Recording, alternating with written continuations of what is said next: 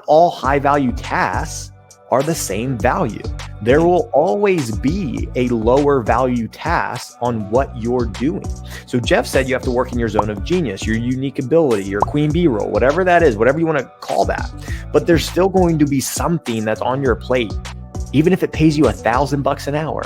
If that's the lowest dollar amount per hour for that work that you're getting, you need to start figuring out how you're going to allow someone else to take that over so you can start leveraging the other high value roles. I know not everyone can fill 40 hours a week of just the highest value. I get that, but use the same principle that you used on the other things here at this time. And at this level, it will require an investment in terms of time and money. So that's where we say about the 90-day guardrails. Yeah, but I think that 40-hour metric is just nonsense. It's just conventional thinking. It doesn't matter. Like you may only do your zone of genius for 4 hours a week. The rest of the week is spent preparing for those 4 hours. I love that. And like, as you become more and more talented and more skillful at what you're delivering, you demand more and more money for that hour.